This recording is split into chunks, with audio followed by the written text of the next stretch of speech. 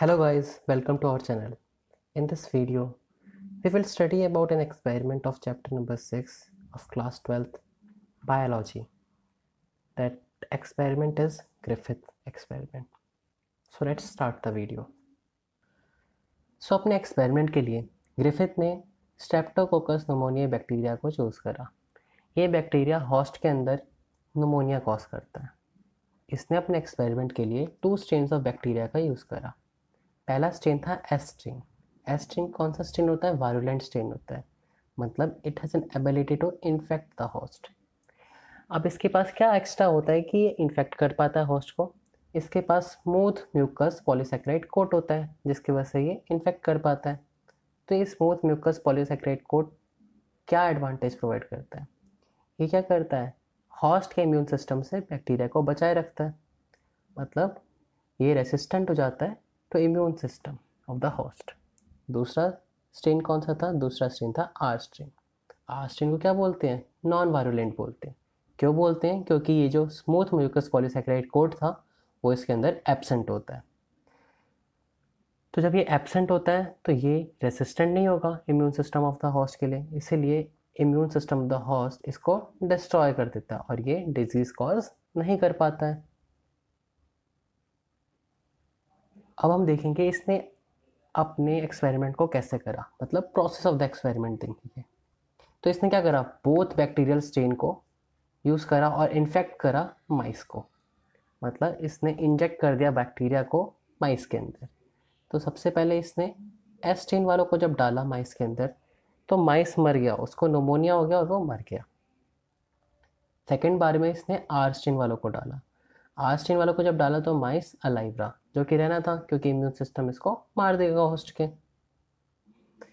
फिर थर्ड में इसने क्या करा? हीट किल्ड एस वालों को डाला, मतलब पहले एस वालों को मार दिया और फिर डाला माइस के अंदर। तो इस वाले केस में क्या रहा? माइस अभी भी जिंदा रहा, क्योंकि जो एस स्ट्रेन था जो उसको मारता था, निमोनिया कॉज करता था, वो ऑलरेडी मर चुका है, तो अपना इन्फेक्शन भी कॉज नहीं कर पाएगा। फोर्थ बार में इसने क्या करा?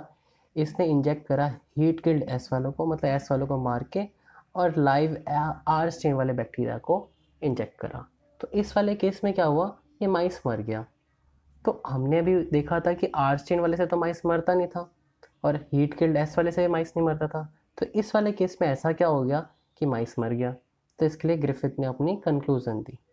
कंक्लूज़न में इसने क्या बोला कि जो डेड माइस था इस फोर्थ वाले केस में, इसके अंदर से लाइव एस बैक्टीरिया मिले थे।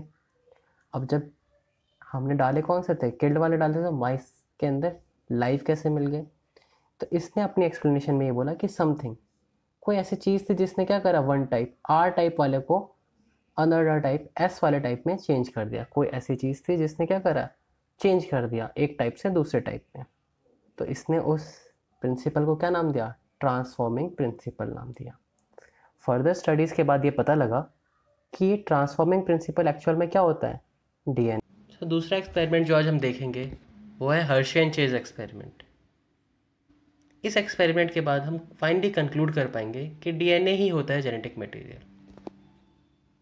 तो इस एक्सपेरिमेंट के लिए हर्शी एंड चेज ने किसका यूज़ करा? बैक्टीरियोफेज का यूज़ करा। अब ये बैक्टीरियोफेज होते क्या है?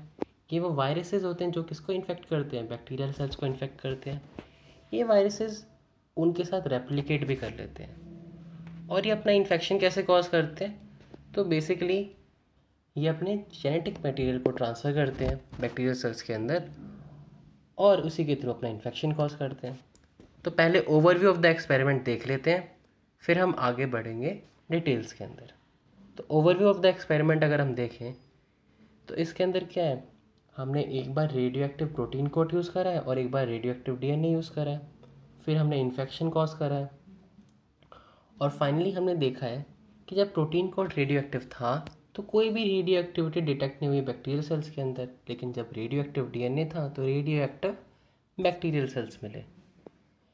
तो इससे हमने फाइनली क्या कंक्लूड कर दिया कि DNA is the genetic material. अब इसके डिटेल्स को देख लेते हैं एक्सपेरिमेंट की, और उसके बाद आप बिल्कुल सही से समझ जाओगे इसको। केस नंबर 1 में हमने क्या लिया है? Bacteriophage grown in radio active phosphorus. ठीक है, तो हमने इसको क्या लेबल कर दिया? Bacteriophage with radio active DNA label कर दिया। और केस सेकेंड में हमने क्या लिया है, bacteriophage with radio active sulphur, जिनको हमने रेडियो एक्टिव सल्फर के अंदर ग्रो करा है, तो इसको हमने क्या लेबल कर दिया, bacteriophage with radio active protein. लेकिन अब क्वेश्चन अराइज होता है कि हमने रेडियो एक्टिव डीएनए इसको क्यों बोला और रेडियो एक्टिव प्रोटीन इसको क्यों बोला। तो हमने ऐसा इसलिए बोला क्योंकि जो फॉस्फोरस होता है वो पार्ट होता है डीएनए का, और जो सल्फर होता है वो किसका पार्ट होता है, प्रोटीन का। तो इसी से हमने ये कह दिया कि ये रेडियो एक्टिव डीएनए है और ये रेडियो एक्टिव प्रोटीन होता है। तो अब हम दोनों केसेस को देख लेते हैं कि हमने एक्चुअल में प्रोसेस को इम्प्लीमेंट कैसे करा। तो केस 1 में हमने क्या लिया, रेडियो एक्टिव डीएनए लिया, और केस 2 में हमने रेडियो एक्टिव प्रोटीन लिया। तो हमने करा क्या, हमने सबसे पहले बैक्टीरिया को इन्फेक्ट करवाया बैक्टीरियोफेज के थ्रू। तो ये 3 स्टेजेस में होता है, लैंडिंग, पिनिंग और पेनिट्रेशन। मतलब सबसे पहले लैंड करेगा, फिर एक होल क्रिएट करेगा, फिर अपना जेनेटिक मटेरियल उसके अंदर ट्रांसफ़र कर देगा। फिर ये जो प्रोसेसेस हैं ये ना दोनों के अंदर सेम रहेंगे, केस 1 में भी सेम रहेंगे और केस 2 में भी सेम रहेंगे, बट इनका रिजल्ट वेरी करेगा। इसके बाद हम इसका एक डायग्रामेटिक रिप्रेजेंटेशन भी देख लेंगे, फिर मैं आपको ये समझा दूंगा लैंडिंग कहाँ होना है, पिनिंग कहाँ हो रहा है और पेनिट्रेशन क्या हो रहा है। फिर हमने देखा कि सेकेंड स्टेप में उसने क्या करा, एजिटेट करा, मतलब मूव करा, और मूव करके क्या कर दिया, ये जो इन्फेक्ट करने के बाद अटैच हो गए थे बैक्टीरियोफेज पार्टिकल्स, इनको रिमूव कर दिया बैक्टीरियल सेल्स से। ठीक है, तो agitated in a blender to separate phage particles from bacterial cells, bacterial cells से फेज पार्टिकल्स को सेपरेट कर दिया। थर्ड पार्ट में हमने क्या करा, इसको हाई स्पीड पे रोटेट करा। जो लिक्विड हमारा था उसको हमने किस में यूज़ करा, हाई स्पीड पे रोटेट करा। तो बेसिकली हमने सेंट्रीफ्यूगेशन कर दिया। सेंट्रीफ्यूगेशन के बाद क्या हुआ, जो फेज पार्टिकल्स थे वो अलग हो गए और वो क्या फॉर्म कर दिए, सुपरनेटेंट फॉर्म कर दिए उन्होंने।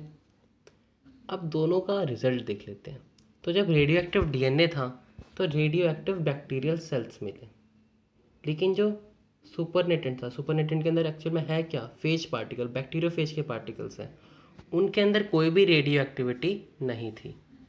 लेकिन अगर हम इसका रिजल्ट देखें तो इसके रिजल्ट के अंदर हमने देखा कि no radio active bacterial cells, कोई भी रेडियो एक्टिविटी बैक्टीरियल सेल्स के अंदर नहीं थी, लेकिन सुपरनेटेंट मतलब फेज पार्टिकल्स के अंदर रेडियो एक्टिविटी थी। और हमने शुरुआत में क्या देखा था कि रेडियो एक्टिव डीएनए किसका था, बैक्टीरियोफेज का था। तो एक्चुअल में अगर हम केस नंबर 1 में देखें तो जो बैक्टीरियोफेज रेडियो एक्टिव था उसने अपनी रेडियो एक्टिविटी ट्रांसफ़र कर दी किसके अंदर, बैक्टीरियल सेल्स के अंदर। लेकिन केस 2 जिसके अंदर रेडियो एक्टिव प्रोटीन था वो अपनी रेडियो एक्टिविटी ट्रांसफ़र नहीं कर पाया। तो इसी से हमने कंक्लूड कर दिया कि DNA is a genetic material not protein. अब हम इसका एक डायग्रामेटिक रिप्रेजेंटेशन देख लेते हैं जहाँ से आपको ये बहुत इजीली क्लियर हो जाएगा। रिप्रेजेंटेशन देखते हैं। तो केस नंबर 1 में क्या था, रेडियो एक्टिव डीएनए था। तो देखो हमने डीएनए को रेडियो एक्टिव रेड कलर से कर दिया।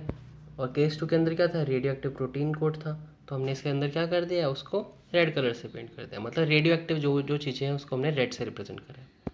फिर देखो यहाँ पे क्या हो रहा है, लैंड कर गया बैक्टीरियल सेल्स के ऊपर। फिर इधर क्या हो रहा है, पेन, मतलब एक होल क्रिएट करा, ऑफ पेनिट्रेशन मतलब अपना जेनेटिक मटेरियल इसने अंदर ट्रांसफ़र कर दिया। तो यहाँ लैंडिंग और ये पेनिंग और पेनिट्रेशन। इधर भी सेम चीज़ हुई है, लैंडिंग, पिनिंग और पेनिट्रेशन। फिर सेकेंड स्टेप क्या था, ये स्टेप तो किसके अंदर आता था, इन्फेक्शन के अंदर था। सेकेंड स्टेप के अंदर अगर आपने देखा होगा तो हमने क्या करती, ब्लेंडिंग करी थी, उसको एजिटेट करा था। तो हमने क्या करता, सेपरेट कर दिया था फेज पार्टिकल्स को बैक्टीरियल सेल्स के अंदर। तो इसने अपना बेसिक जेनेटिक मटेरियल ट्रांसफ़र कर दिया है। तो अब ये सेपरेट हो गया बैक्टीरियल सेल्स से। इधर भी देखो ये सेपरेट हो गया बैक्टीरियल सेल्स से। अब थर्ड स्टेप क्या था, सेंट्रीफ्यूगेशन, मतलब हमने इसको हाई स्पीड पे रोटेट करा था और दो चीज़ें सेपरेट कर दी थी। बैक्टीरियल सेल्स अलग हो गए थे और फेज के पार्टिकल्स अलग हो गए थे। तो इसके अंदर हमने क्या देखा कि रेडियो एक्टिव, मतलब ये जो डीएनए था ये किसके अंदर, रेडियो एक्टिव डीएनए पहुंच चुका है बैक्टीरियल सेल्स के अंदर। बैक्टीरियोफेज से बैक्टीरियल सेल्स के अंदर ये ट्रांसफ़र हो गया। लेकिन इसके अंदर क्या हुआ, इसका प्रोटीन कोड था रेडियो एक्टिव, तो इसका डीएनए तो रेडियो एक्टिव था नहीं, तो इसके अंदर अभी भी नो रेडियो एक्टिविटी, कोई भी रेडियो एक्टिविटी नहीं मिली। लेकिन इसके अंदर रेडियो एक्टिव पी 32 मिला, मतलब रेडियो एक्टिव डीएनए मिला, क्योंकि फॉस्फोरस किसका पार्ट होता है, डीएनए का होता है। लेकिन इसके सुपरनेटेंट, मतलब सुपरनेटेंट के अंदर क्या थे, फेज पार्टिकल्स, उसके अंदर कोई भी रेडियो एक्टिविटी नहीं मिली। क्यों? क्योंकि जो रेडियो एक्टिव डीएनए था वो ऑलरेडी किसके अंदर ट्रांसफ़र कर चुका है, ये बैक्टीरियल सेल्स के अंदर ऑलरेडी ट्रांसफ़र कर चुका है, तो ये खुद क्या हो जाएगा, नॉन रेडियो एक्टिव हो जाएगा। लेकिन सेकेंड केस में अगर हम देखें तो इसके अंदर प्रोटीन कोड था, प्रोटीन कोड तो अभी भी रहता है, तो इसीलिए ये वाला जो सुपरनेटेंट है, मतलब सेकेंड केस का जो फेज पार्टिकल है, उसके अंदर रेडियो एक्टिव सल्फर मिला। ठीक है, मतलब रेडियो एक्टिव प्रोटीन कोड रह गया। तो इस दोनों के थ्रू हमने पता लगाया कि कौन जेनेटिक मटेरियल होता है। अगर हम फाइनल कंक्लूजन देखें तो ये है, तो देखो प्रोटीन जो था वो कभी भी बैक्टीरियल सेल्स के अंदर एंटर ही नहीं करा। क्या एंटर करा था, डीएनए ही एंटर करा था बैक्टीरियल सेल्स के अंदर। तो इसीलिए क्या हो गया, DNA is the genetic material, not protein. If you like our video, please like, share and subscribe to our channel for more amazing content. Thank you.